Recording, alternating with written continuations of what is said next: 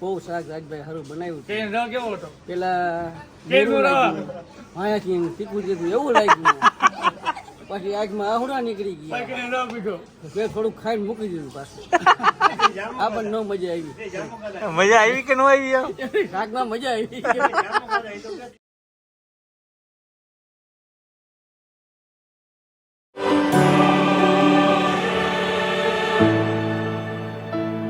Hello મિત્રો, જય માતાજી, જય મોગલ, જય શ્રી કૃષ્ણ, જય દ્વારકાધીશ. આજે અમારે જે કહેવાય પાનેલી ગામ જે રફાળેશ્વરથી 10 કિલોમીટર અંદર છે, ત્યાં મેળી માતાજીને ત્યાં પડાવાળી મેળી કહેવાય છે. ત્યાં આજે માતાજીનો હરખનો તાવો છે.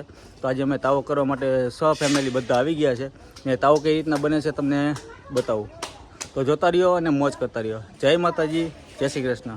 તો જો આવી રીતના અમારી જે પહેલાં તો જે કહેવાય પ્રસાદ, જે માતાજીનો પ્રસાદ છે, આવી રીતના તાવો થતો હોય છે. અને બધા લોટની પહેલાં બાંધી લીધું છે.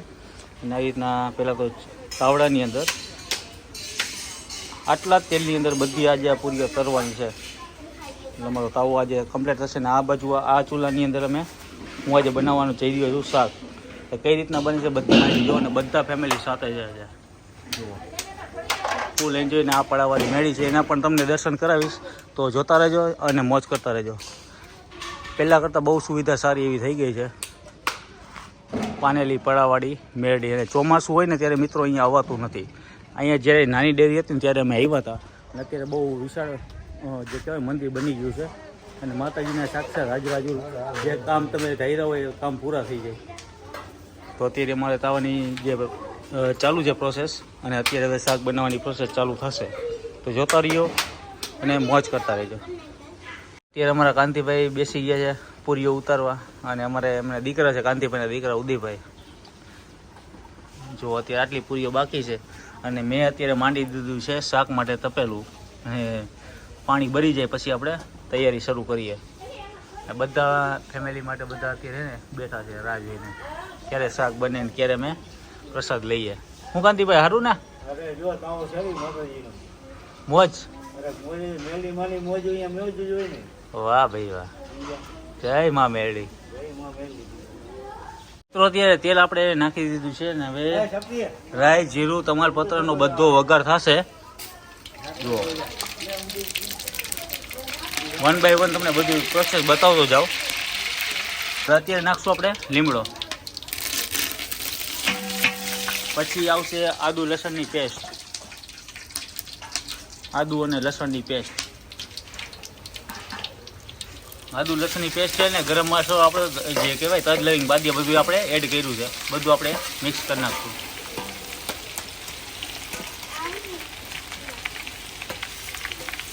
આપણી ઉપરથી નાખશું આપણે હિંગ.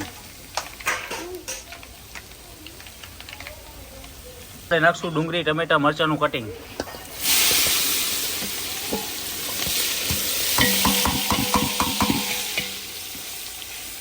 અને ખાતરવાનું છે હટીને. તો આપણું આ ટમેટા ડુંગળી સતરાઈ ગયા છે ને હવે આપણે પડશે બટેટા. આવી રીતના અમારો જે બટેટાનું જે કહેવાય બટેટાનું શાક અને તાવો થતો હોય છે. બટેટા નાખતું જવાનું અને સોતરતું જવાનું.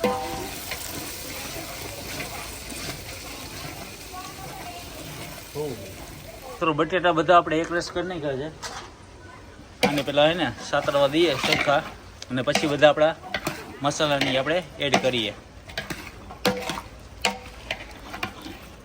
આ બાજુ પૂરીએ ચાલુ છે હજી. મિત્રો હવે આપણું બટેટાનું શાક તો સતરાઈ ગયું છે ને હવે થોડી આપણે ઉપરથી સ્વાદ અનુસાર હળદર, ધાણા જીરું અને લાસ્ટમાં નાખશું આપણે મરચાંની ગ્રેવી. અને હવે નાખશું આપણે જે મરચાં પલાળી નાખ્યું છે મરચું આપણે એડ કરી નાખ્યું છે. હવે થશે ફૂલ અને પકાવવાની છે ભાઈ ગ્રેવી. અને કાંતિભાઈ ને પરસેવી રેપજેપ છે આખા. હો કાંતિભાઈ, થાકી ગયા કે હું?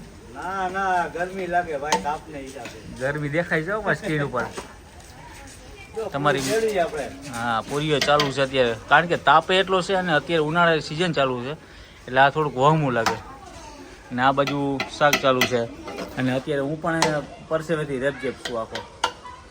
અત્યારે શાકનો કલર જુઓ તમે સાહેબ. નાને હજી ઘણી બધી પ્રોસેસ બાકી છે, તમે જોતા રહ્યો. મિત્રો હવે આપણું શાક મસાલા ચડી ગયા છે ને હવે આપણે નાખશું ઉપરથી પાણી, જેથી કરીને મસાલા આપણા બળી ના જાય એના માટે.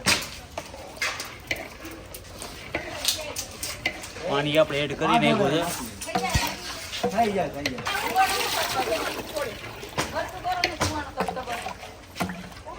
ધુવાણો પણ એટલો લાગી રહ્યો છે અને આંખોમાં સીધો ધુવાણો લાગે છે. ટોસ્ટનો અને સિંગનો ભૂકો બંને મિક્સ.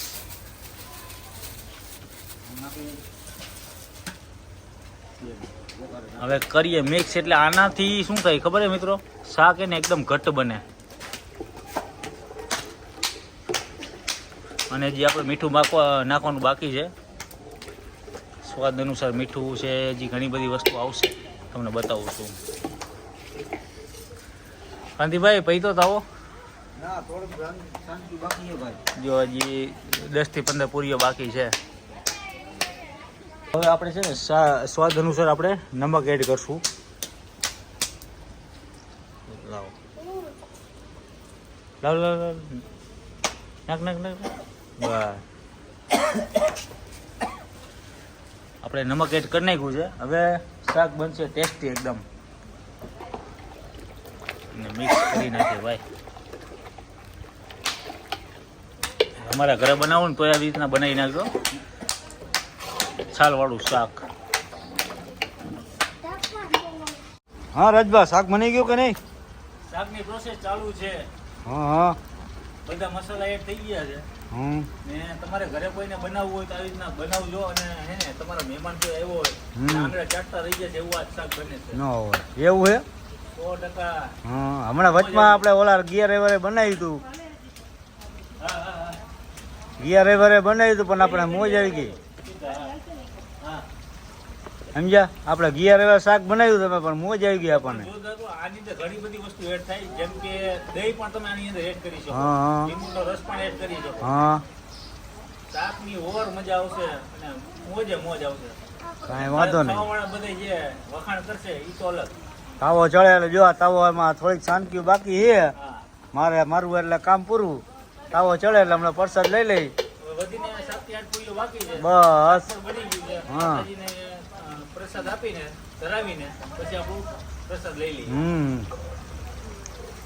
ને બધા લોકોએ જમી લીધું છે પણ અત્યારે ફૂલ હે ને ભાઈ, બધાને તીખું લાગ્યું છે. ભાભી તીખું લાગ્યું ને? જો અહીંયા આ ભાભી બે ભાભી તીખું લાગી ગયું. કાંતિભાઈ હા, કેવું થયું? મસ્ત મજાક આવી ગઈ આપણને. મોજ આવી ગઈ. જાંબુ જામુ હજી જો ભાઈ જાને એમ કે જામુ લઈ આવો તો મારે જ ખાવાનું જામુ. અરે બધાને જાંબુ ખાવાની ઈચ્છા થઈ ગઈ. એટલું સ્પાઈસી શાક બન્યું.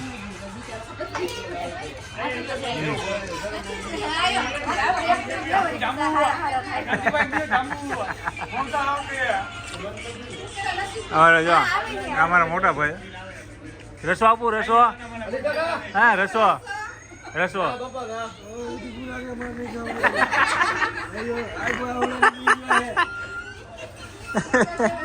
અમારા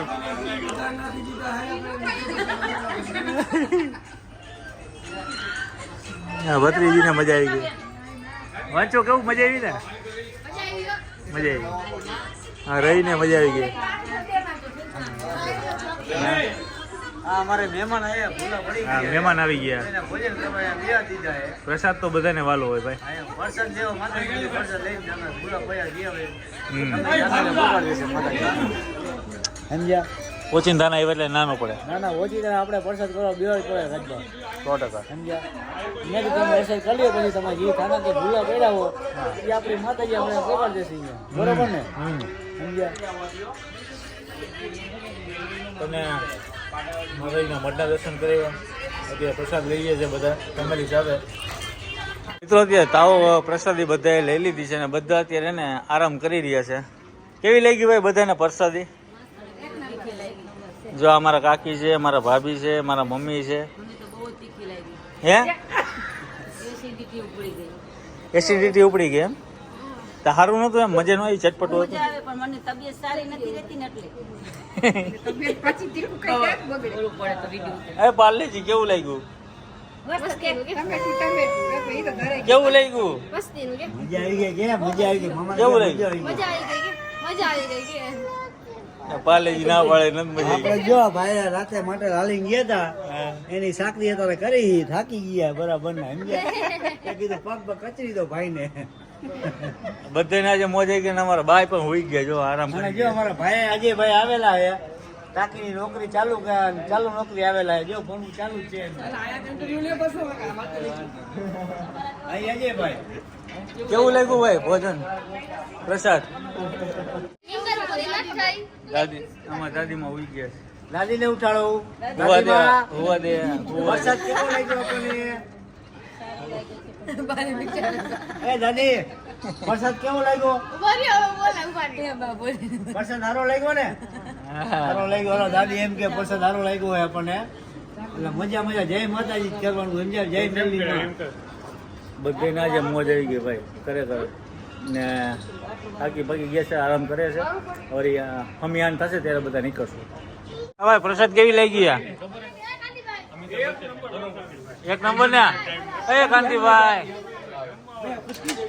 આ પ્રસાદ કેમ લાગી અરે એક નંબર આમ ઠાકોર લાગ્યો ને નીંદર આવે ને હવે મોજ આવી ગઈ ટ્રેન ચડાવ્યા તો હવે કેમ ચડે એમ નહીં મૂછ ગાડી જો જો અમારા ભાઈ બધા મજા આવી ને મજા આવી ને બહુ શાક રાજભાઈ સારું બનાવ્યું પેલા મેરું લાગ્યું માયાથી તીખું તીખું એવું લાગ્યું પછી આંખમાં આહુડા નીકળી ગયા ફેર થોડુંક ખાઈને મૂકી દીધું પાછું આપણને ન મજા આવી મજા આવી કે ન આવી શાકમાં મજા આવી તીખું લાગ્યું ભાભી કેવું લાગ્યું ભાભી ના સારું લાગ્યું એમ તો કે. સારું લાગ્યું ને? હા, તો વાંધો નહીં. પ્રગતિ તને ભાઈ ખરેખર બધાને મજા આવી ગઈ વાય કોણ છે ઉદય ઉદય કેવું લાગ્યું બધાને એક નંબર જ લાગ્યું મજા આવી આ બને તો વિડીયો શેર કરજો અને મોજ કરજો અને આવી રીતે બધા સદા સંપીને રહેજો જય માતાજી જય મોગલ જય શ્રી કૃષ્ણ જય દ્વારકાધીશ બાય બાય